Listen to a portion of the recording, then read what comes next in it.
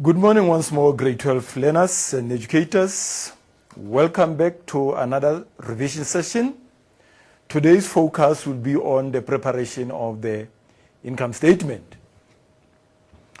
As usual, the first session will last for 45 minutes, after which we'll break for 5 minutes. And subsequent to that, during the break, you can send in your questions. That will be attended to after break. Right, I am once more Mr. Masango. I am the provincial subject coordinator. I coordinate the subject in the province. Right. The income statement forms part of the financial statements that a company is supposed to prepare, together with the balance sheet, cash flow statement, audit report, and director's report. So I am sure all of you are familiar with that. We prepare the income statement in order to determine whether the business has made a profit or sustained a loss during a particular financial period. Therefore, it means now that if you want to calculate your profit, then you will have your income minus expenses. Right.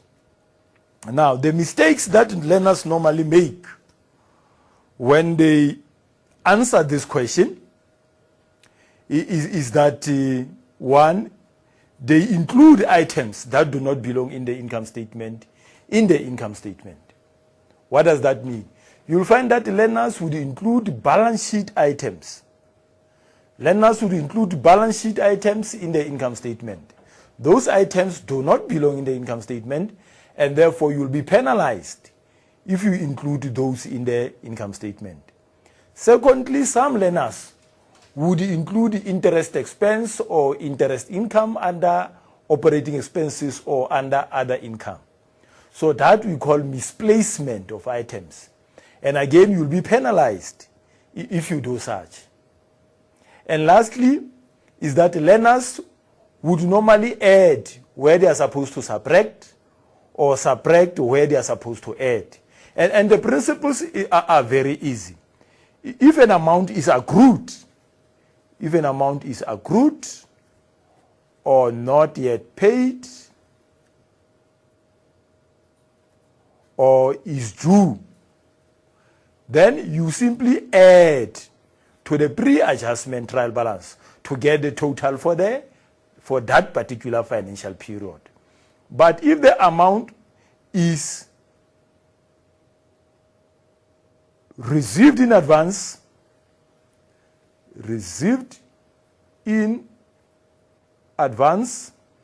or is prepaid, then you simply need to subtract from the pre-adjustment amount so that we are left only with the amount for that particular year. Right. We don't have much time. You have done this during your normal teaching time. What you only need to do is to go through an activity that is a typical exam question. I have a question here. The first part of the question deals with the GAAP principles that we apply when we prepare financial statements. Now they say choose the correct GAAP principle from the list of principles to best fit the statements that follow, which means you are going to use this principle to match the statements that follow. The first statement says, assets are recorded at the original cost price and not at the replacement value.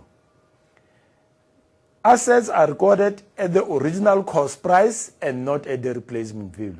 Now, you will see under this GAAP principle that this explanation will match the historical cost.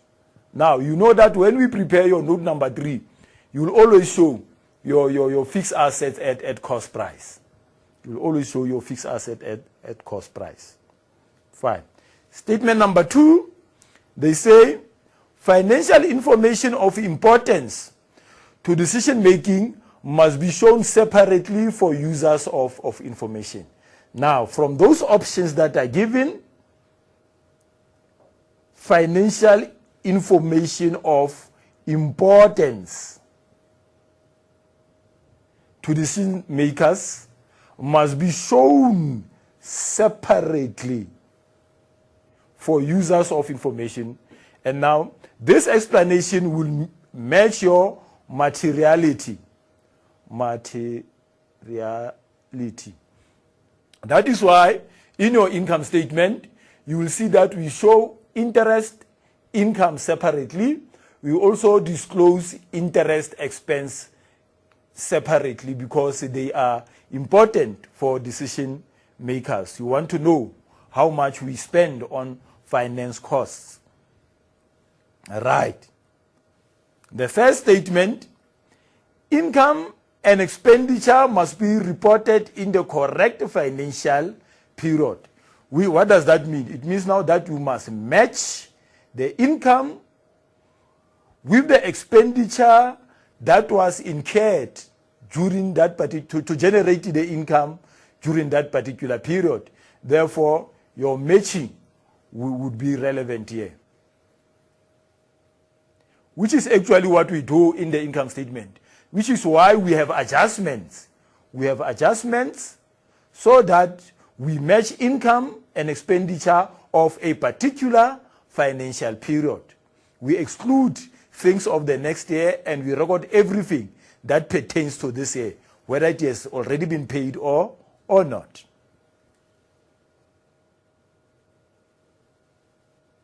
Now, this one is self-explanatory. Financial statements are prepared on the assumption that a business will continue in the foreseeable future. That is, we prepare the financial statements on the basis that the business will continue to operate in the near future. Therefore, continue, that will match your going concern concept. Going concern. And those are the 4 statements and the options that match those statements. I'm sure we are fine. Right. Then we move to the second part of the question. You are provided with the pre-adjustment trial balance of a company, Dunhill Limited, on 28 February 2014. The financial year ends on 28 February 2014. That information will become very important later on. Now, the first instruction is that we must prepare the income statement. And the second instruction is that we must prepare certain notes to the balance sheet. Now, let me be very clear on this. In the question paper, any paper, you will not be asked to prepare both the income statement or the balance sheet. You may be asked to prepare either the income statement with notes to the balance sheet, or you may be asked to prepare the balance sheet with some notes. Therefore, it is very critical, very important that